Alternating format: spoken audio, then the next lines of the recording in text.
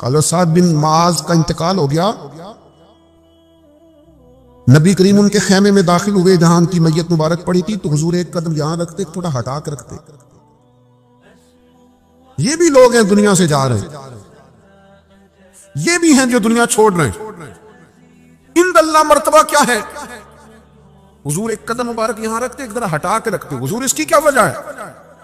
फरमाया 70,000 फरिश्ते आए हैं, खेमा सारा फरिश्तों से भरा हुआ, जरा बचा बचा कर रख रहा हूं, किसी फरिश्ते के पर पैर ना आ जाए।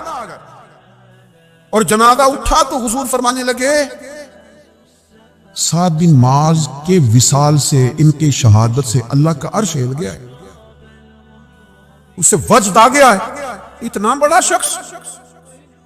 और सहाबा फरमाते हैं हम उनकी कब्र खोद रहे थे तो खुशबुएं पहले निकलनी शुरू हो गई, पहले खुशबुएं निकलनी शुरू हो गई। मेरे मरने पे हर सू शोर मच जाएगा, देखोगे कहने अलविदा सरकार खुद तशरीफ लाएंगे। अजीज दोस्त, अल्लाह तबारक व तआला ना अपने बंदों से बड़ी मोहब्बत फरमाता है, और रब करीम तो सारी मखलूक से ही बड़ा प्यार करता है। लेकिन अगर कोई बंदा नेक भी हो, साले भी हो, परहेजगार भी हो, फिर तो वो अल्लाह का महबूब बन जाता है। और रब करीम की ये भी मंशा है, अल्लाह ताला की ये भी रजा है कि जिससे अल्लाह मोहब्बत करता है ना, उससे लोग भी मोहब्बत करें। कुरान मजीद में अल्लाह करीम ने फरमाया, इन्नल्लज़ीना आमनू व आमिलुस्सालिहाति सयजअलु लहुमुर रहमानु वुद्दा। बेशक जो लोग ईमान लाने के बाद नेक अमाल करें, रहमान लोगों के दिलों में उनकी मोहब्बत पैदा फरमा देगा। सही बुखारी और सही मुस्लिम में हदीस है, नबी पाक अलैहिस्सलाम फरमाते हैं जब अल्लाह ताला किसी बंदे से मोहब्बत करता है तो हजरत जिब्रील अमीन अलैहिस्सलाम को बुलाता है और बुला करके फरमाते हैं, जिब्रील मैं फुला आदमी से मोहब्बत करता हूँ, आसमान दुनिया पे ऐलान कर दो कि सारे लोग उससे मोहब्बत करें। और फिर फरमाते हैं कि ए जिब्रील अमीन अलैहिस्सलाम आप दुनिया में लोगों के दिलों में ये बात डाल दें कि अल्लाह फुला आदमी उससे प्यार करता है, लिहाजा सारे उससे मोहब्बत करो। सालिहीन का प्यार दीन का बहुत बड़ा हुस्न है। बुखारी में, मुस्लिम में, कुतुब अहादीस में एक पूरा बाब है कि किसी से मोहब्बत करो तो अल्लाह की रिजा के लिए, और किसी से बुग़्ज़ रखो तो अल्लाह की रिजा। पूरा बाब है, एक दो हदीस नहीं। हुजूर ने फरमाया जिससे तुम मोहब्बत करो ना अल्लाह की रिजा के लिए, उसे बताओ भी कि मुझे आपसे मोहब्बत है, उसे बताओ भी, ताकि वो भी आपके लिए अच्छे जज्बा। मोहब्बत होती है ये इजहार की, मोहताज तो नहीं होती, लेकिन मोहब्बत में इजहार जरूर होता है, मोहताज तो नहीं। लेकिन हर चीज दिल में रखने की नहीं होती, कुछ जुबान से कहने की भी होती है, कुछ कहने की चीजें भी होती हैं, और वो कह भी देनी चाहिए, लेकिन उतनी ही कहनी चाहिए जितनी जरूरत हो। 2, 4, 5 कदम आगे बढ़ के नहीं, उसमें भी तकल्लुफ आ जाता है, तसन्नो आ जाती है, बनावट आ जाती है। फरमाया हुजूर मुझे अल्लाह की कसम मुझे आपसे प्यार है। तो हज़रत मुआज़ इब्न जबल मुस्कुराए और मुस्कुरा के फरमाने लगे, क्या कहा तुमने? कहा हुजूर अल्लाह की कसम आपसे प्यार है। फरमाया फिर सोच के कहिए। कहा अल्लाह की कसम आपसे प्यार है। फरमाते उन्होंने ना मेरा कपड़ा पकड़ के मुझे खींचा और करीब करके कहने लगे, सुन फिर मैंने नबी पाक से सुना है, जो दो बंदे रब की रिजा के लिए आपस में मोहब्बत करे, अल्लाह की मोहब्बत उनके लिए वाजिब हो जाती है। फिर अल्लाह उनसे प्यार करता अगर वो अल्लाह की रिजा के लिए मोहब्बत करे। हमारी मोहब्बतों में ना दुनियावी अगराज बढ़े, ओए होए, हर दावा सिर्फ इसीलिए होती है कि वो बंदा बुलाओ जो मेरे काम आएगा। हर तोहफा इसलिए आगे की तरफ रवाना किया जाता है कि उस शख्स को बुलाओ जो कल मेरे काम आएगा। अजीज भाई, अल्लाह के नेक बंदे से अल्लाह का बंदा समझ के प्यार करे, और अल्लाह का नेक बंदा समझ के उसके साथ फोटो आना जरूरी नहीं, उसके साथ प्यार होना जरूरी है। और अगर मोहब्बत इखलास वाली हो, प्यार वाली हो, अकीदत वाली हो, तो हज़रत अबू ज़र ग़िफ़ारी ने तो कहा था, या रसूलल्लाह अगर बंदा किसी नेक बंदे से प्यार करे, ना उससे मिल सके, ना उस तरह के काम कर सके, फिर भी कोई नतीजा निकलेगा।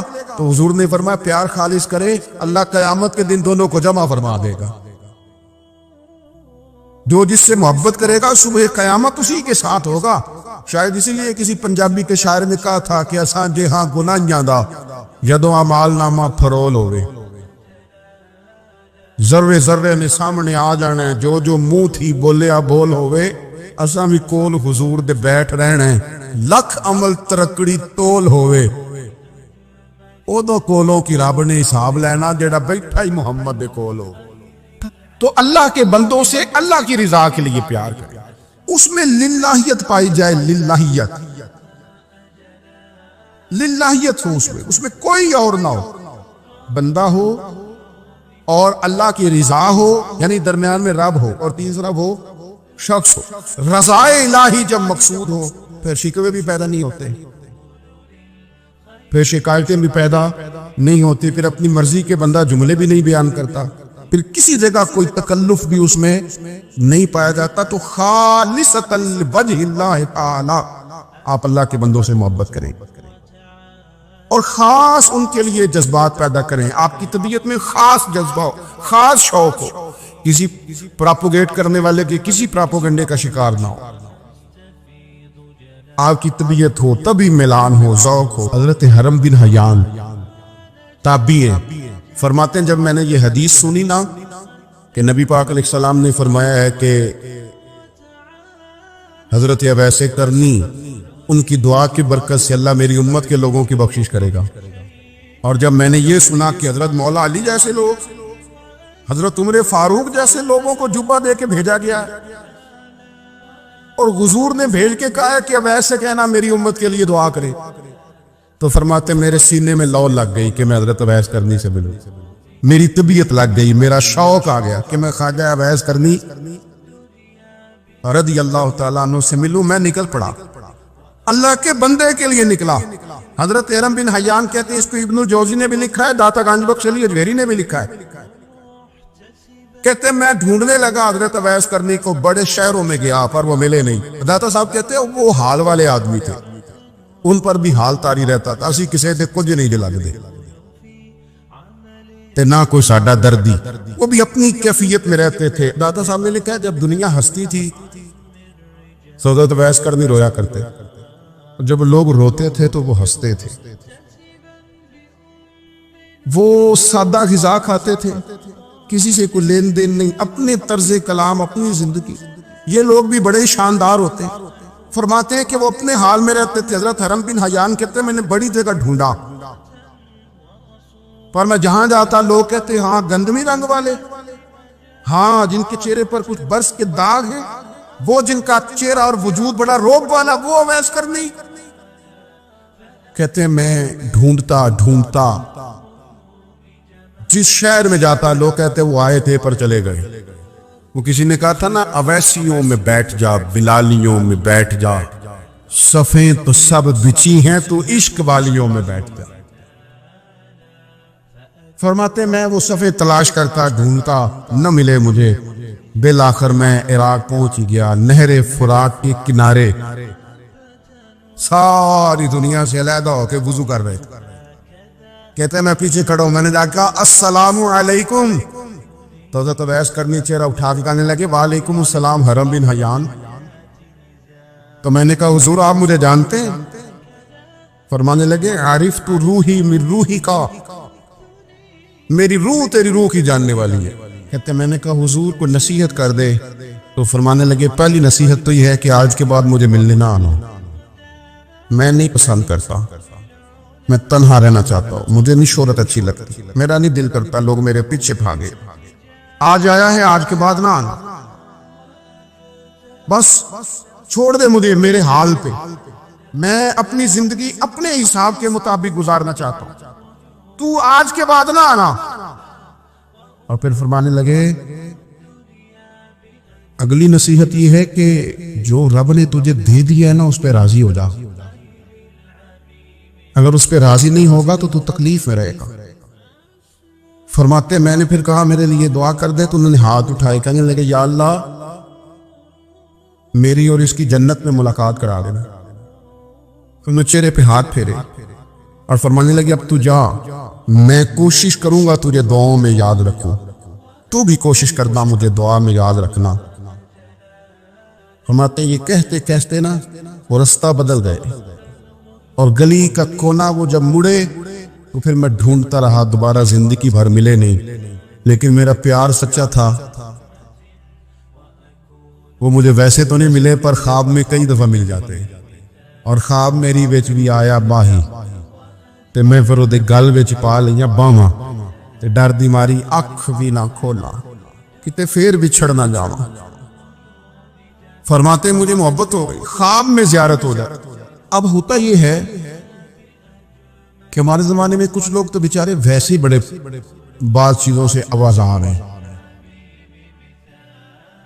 उनकी तबीयतें वैसे ही बड़ी तल्ख हैं, बड़ी तुर्श हैं, वो वैसे ही जरा दुनिया से हट के चलना चाहते हैं, उनका मिजाज है। वो क्या करते हैं कि वो बदगुमानियां पैदा करना, सोसाइटी के अंदर बुरी सोचों का फरोग देना अपने लिए वो जरूरी समझते हैं और अपनी जिम्मेदारी समझते हैं।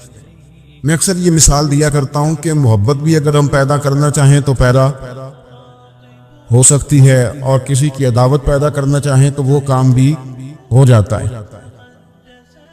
बहू जाना चाह रही थी मेके, उसने अपने शौहर से या अपनी सास से कहा कि मुझे घर जाना है। तब एक पहलू तो ये है कि वो शाम को बेटा घर आया तो अम्मा कहती है कि पुत्र देख, बेटा नहीं चाह रहा था कि वो जाए। अम्मा उसको उसकी ज़हन साजी करती है, कहती बेटा देख तू हर वक्त अपनी माँ के पास रहता है, बाप के पास रहता है, बहन भाइयों के पास रहता है, तो बेचारी अगर 6 माह के बाद 3 माह के बाद तकाजा करती है तो उसका भी तो दिल करता है ना अपने माँ बाप से मिलने। अब बच्चा नरम होता है, वो शौक से गाड़ी निकालता है, शौक से छोड़ने जाता है, उसके दिल में मोहब्बत फरोग पकड़ गई। एक पहलू ये है कि उसने मुतालबा किया बहू ने कि मुझे जाना है मेके, तो सास साहबा ने शाम को अपने बेटे से कहा कि कोई तरीका तो नहीं ना रोज जाने का, और जब ये वहां से होके आती है तो उसका लहजा ठीक नहीं रहता, फिर ये इसको गलत मशवरे मिलते हैं, तो पहले तो वो साहब वैसे ही लड़ाई शुरू कर देंगे कि जाना ही नहीं, और जब बात बड़ी बढ़ेगी तो वो जाएंगे तो साथ ये कहेंगे कि जाऊंगा जरूर पर दरवाजे पे छोड़ के आ जाऊंगा, मैंने अंदर क्यों कि ये भी किसी ने पीछे से उसको भरा है। आप किसी बंदे के बारे में भी, किसी के बारे में, हमारे तमाम जगहों पे इसी तरह ही होता है। दोस्तों की महफिल हो, तंजीमें हो, हमारे दफातर हो, सब जगह कुछ लोग बाकायदा काम करते हैं नफरतें भरने का। और फलाना तुमने देखा क्या कर रहा था, ज़हन बनाते हैं, बंदा उससे एलर्जी खाने लगता है, नफरत करता है। कुछ ज़हन बनाते हैं यार कितना भला आदमी है, देखो कितने वक्त पे आता है, बेचारा घर में इसके कोई और है भी नहीं फिर भी छुट्टी नहीं करता, वक्त पे आता है। तो ये ज़हन साजी नफरतों की भी लोग करते हैं, मोहब्बतों की भी। एक मिसाल और दे दो छोटी सी, एक मक्खी वो है कि आपका पूरा वजूद मौजूद है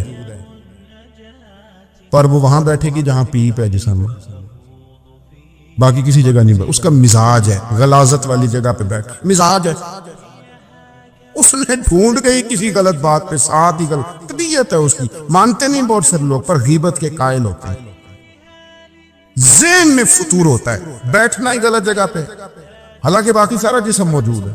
पीप वाली जगह पे, रेशे वाली जगह पे, जख्म वाली जगह पे बैठना है, और वहां से उठ के जब कहीं और बैठना है तो वहां बीमारी फैलानी। एक मक्खी वो भी है जो ढूंढती है सारा जमाना पर बैठती फूल पे, और जब वो फूल पर बैठकर अपने घोंसले में जाके बैठती है तो पता है वहां क्या पैदा होता है, शहद पैदा होता है, और शहद वो है जो शिफा देता है। आज कुछ लोगों ने प्रोपोगेट कर दी चीजें। जब तूने कहा ना कि अल्लाह मेरा रब है, फिर डट जा, फिर इस पे डट जा, फिर खड़ा होना सीख। जब आप में इस्तकामत होती है, सब्र होता है, देखें हालात जब बिगड़े तो उन्हें सही होने में टाइम लगता है, वक्त के साथ जब चीजें तब्दील होती हैं अपने टाइम के। हजरत बिलाल हबशी रज़ी अल्लाह ताला, बड़ा मुश्किल नहीं, अकेला आदमी, गरीब आदमी, मक्के के सारे सरदारों के काबू आ गया। हजरत हसन, मैंने खुद अपनी आंखों से देखा, हजरत बिलाल के गले में रस्सी डाल के बच्चे खींचा करते थे। यार खासा मुश्किल काम नहीं। उमैया बिन खलफ डंडों से मारता है, आपके हाथ और पैर चारपाई के नीचे रख के तो ऊपर बैठे रहते बड़ी बड़ी देर।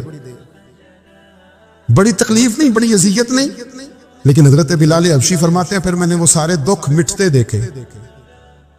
वक्त बीत गया। वही उमैया बिन खलफ एक दिन घोड़े पे था, घोड़े अपने को तैयार कर रहा था, लगाम डाल रहा था। हुजूर अलैहिस्सलाम गुजरे तो फरमाया क्या कर रहे हो? कहने लगे इस घोड़े पर बैठ के आपको शहीद करूंगा। तो हुजूर फरमाने लगे तैयारी कर ले, तुझे कत्ल मैंने ही करना है। फिर जंग के मौके पे ना हल्की सी खराश लगाई रसूल पाक ने उसे, या गले पे, तड़पता था, रोता था, सिसकता था। लोग कहते थे उमैया क्या हो गया, इतना सियाना बंदा ये क्या करता है? तो कहने लगा तुम्हें पता नहीं मुझे तकलीफ कितनी है। जरब तो छोटी है पर तुम्हें पता नहीं लगाई किसने है तो छोटी पर तुम्हें खबर नहीं कि लगाई किसने है, किसने ये जरब लगा दी है। फिर तड़प कर सिसक कर मरा। हालात बदल जाते हैं, हालात में तब्दीलियां आ जाती हैं, और जब आप वक़्त देते हैं तो बहुत सारे मामलात ठीक हो जाते हैं। हजरत अम्मार बिन यासर बड़ा शुरू में कलमा पढ़ा। इन लोगों ने बड़ी तकलीफें उठाई जिन्होंने आगाज इस्लाम में कलमा पढ़ा। हालात और तरह के अज़ियत, मेरे हुजूर को बड़ी अज़ियतें दी जाती थी। अबू लहब, उकबा बिन अबी मुईत, ये हुजूर के दो हमसाए थे। कुछ नफ्सियाती तकलीफें लोग देते हैं, ज़िन्नी तौर पर परेशान करते हैं, मिजाज होता है। वो दोनों क्या करते थे, वो सारा अपने घर का कूड़ा करकट ला के हुजूर के दरवाजे पर फेंक जाते। नबी करीम सल्लल्लाहु अलैहि वसल्लम फरमाते थे क्या खूबसूरत हक के हमसायगी अदा करते हो, क्या अच्छा तुम हक के हमसायगी। और दोनों तरफ के हमसाए तकलीफ देते, अजियत देते, हुजूर को परेशान करते। हजरत अब्दुल्लाह इब्न मुबारक रहमतुल्लाह अलैह का हमसाया भी इसी तरह करता था। अपने घर का सारा गंद कचरा उठा के आपके घर में फेंक देता। एक दिन भी फेंका, 2 दिन भी फेंका, 3 दिन भी फेंका, 4 दिन भी फेंका, 5 दिन भी फेंका, महीनों बीत गए, महीनों बीत गए।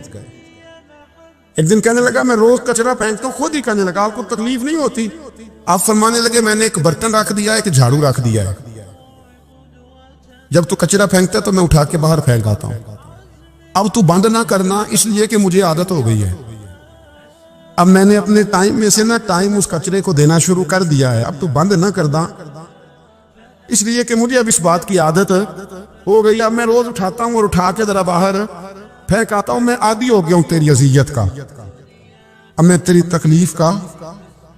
आप में से बहुत सारे लोग शहरों के रहने वाले हैं। हमारे देहातों में ये होता था कि किसी बूढ़े बाबे को ना बच्चे छेड़ते थे, कभी कभी गलत करते थे, ऐसा करना नहीं चाहिए, लेकिन बुजुर्ग को छेड़ते थे, तंग करते थे। कभी वो बच्चे ना छेड़ते थे तो बुजुर्ग खुद कहते थे कहां मार गए आज सारे। असल में वो प्यार होता था, वो प्यार लग जाता था, बताते नहीं थे, लेकिन इलाके के बच्चों के साथ ना वो गुस्सा होता था, वो छेड़ते थे। लेकिन ना कई दफा कोई बंदा दुश्मनी करता है तो बंदे को अल्लाह के करीब कर देता है, सजदे का ज़ौक़ बढ़ जाता है, इबादत का मिजाज बढ़ जाता है, इंसान की तबीयत के अंदर खास कुर्ब आता है। हजरत अम्मार बिन यासर रदी अल्लाह तआला अन्हु फरमाते हैं कि बड़ी तकलीफ देते हैं। हजरत अम्मार बिन यासर रदी अल्लाह तआला अन्हु की जो वालिदा है वो इस्लाम की पहली शहीदा है। हजरत सुमैया उनका नाम था, इस्लाम की पहली शहीदा। उनके जेरे नाफ अबू जाल ने नेजा मार के उन्हें शहीद कर दिया। हजरत अम्मार बिन यासर रदी अल्लाह तआला अन्हु फरमाते हैं कि मेरे वालिद को इतनी तकलीफें दी गई कि वो उन अजियतों की वजह से दुनिया से पर्दा कर गए। हजरत अम्मार बिन यासर को खुद काफिर इतना मारते थे कि वो अपनी हवास खो बैठते थे और ऐसी बातें करते थे कि समझ नहीं आती थी कि ये अम्मार बिन यासर बोल रहे। इतनी सख्त अजियत देते, इतनी सख्त। दुख कबूल मोहम्मद बख्शा, राजी रहन प्यारे, दुख कबूल मोहम्मद बख्शा, बस राजी रहन। इतनी तकलीफ देते कि हजरत अम्मार बिन यासर हवास खो बैठते, तकलीफ में आते, बड़ा सहा, बड़ा बर्दाश्त किया।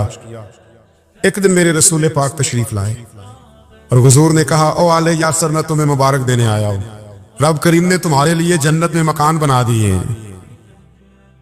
हुजूर ने तुम्हारे लिए, अल्लाह ने तुम्हारे लिए जन्नत में मकानात, तुम्हें मुबारक हो। तुम्हारी अज़ियतें, तुम्हारी तकलीफें, तुम्हारे दर्द, तुम्हारी रातें काम आ गई।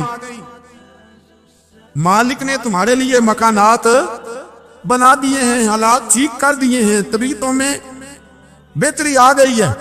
मेरे महबूब करीम रऊफ रहीम सैयद आलम नूरे मुजस्सम शफीए मुअज़्ज़म आका दो आलम सल्लल्लाहु ताला अलैहि वसल्लम ने उन्हें खुशखबरी सुना दी। हजरत अम्मार कहते हैं फिर हालात बदले, फिर मैंने जो मुझे अज़ियतें देने वाले थे मैंने उन्हें गढ़ों में गिरते देखा।